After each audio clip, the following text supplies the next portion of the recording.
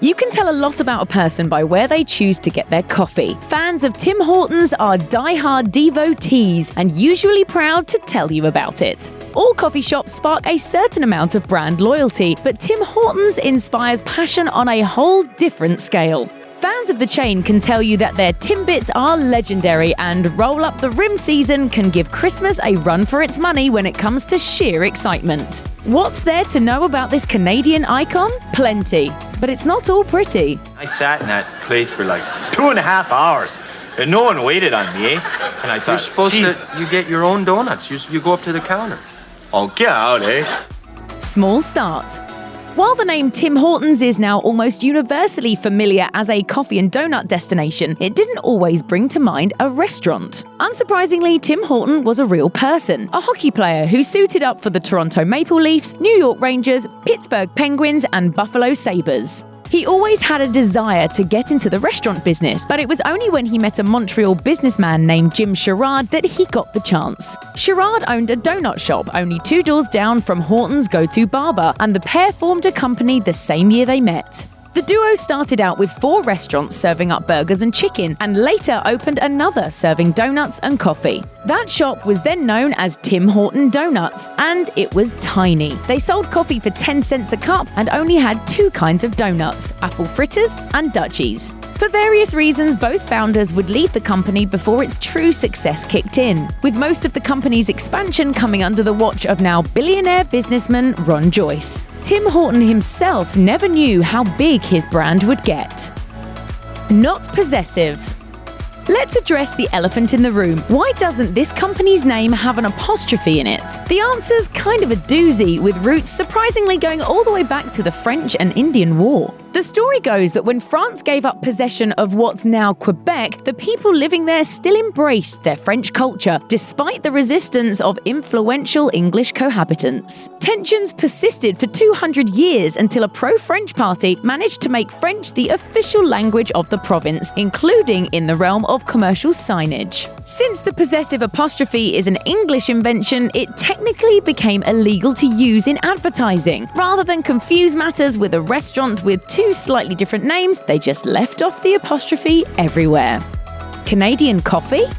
Tim Hortons might have a reputation as being the coffee company from the States' friendly northern neighbour, but their Java actually has a surprising source. The brand may be famously Canadian, but much of their product is actually roasted in, packaged in, and shipped from the USA. To be precise, it comes through a processing plant in Rochester, New York. It's not too far from Buffalo, where Horton donned his skates for the Sabres. That one processing plant sprawls over 40,000 square feet and employs only a few dozen people to make all the coffee Tim Hortons stores across the US and parts of Canada need. Parts because some Canadian stores are supplied by a separate Canadian processing facility. How much coffee comes out of Rochester? Reportedly, it's close to £40 million each year.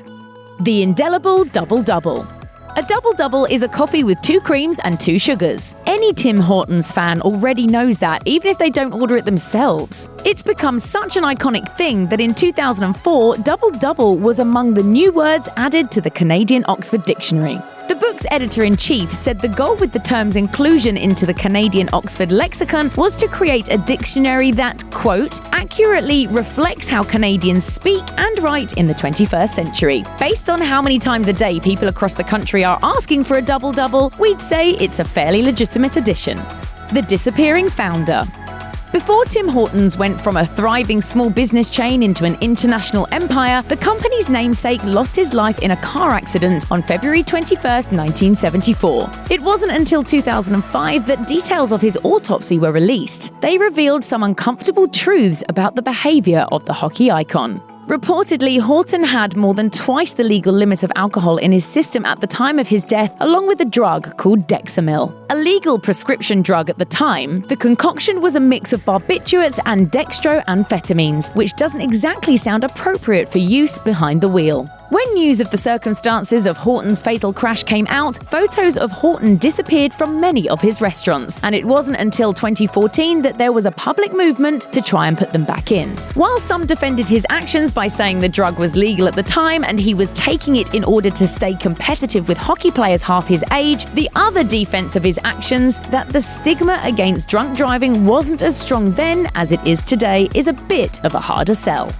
The fight for higher wages. In 2018, Ontario raised their minimum wage to $14 an hour, with a further increase to $15 set for 2019. It was a win for workers, unless you work at Tim Hortons. Instead of sharing the company wealth, Tim Hortons got stingy, and people hated their response. With both the corporation and its individual franchisees unwilling to cover the mandated increase in wages, decisions were made to take away employee benefits in return for the higher pay. One franchise in Ontario asked employees to sign a document agreeing to give up their paid breaks and that they would partially pay for their own benefits. Those particular franchisees are Ron Joyce Jr. and Jerry Horton Joyce, the son and daughter-in-law of the company's co-founders. To put things in perspective, Joyce's father has a net worth of over $1.5 billion. The backlash to the company's stinginess has done a good deal of damage to the brand's reputation, particularly among the kind of working-class people who get jobs with and coffee from the company. Perhaps coincidentally, the brand's sales have been falling ever since, and public opinion of the company is at a notorious low. From the Canadian public's reaction to the company's stance, it seems the quickest way for Tim Hortons to get back in the people's good graces would be simple: roll up those wages and start playing fair. After all, that's just the Canadian way. Right, Timmies?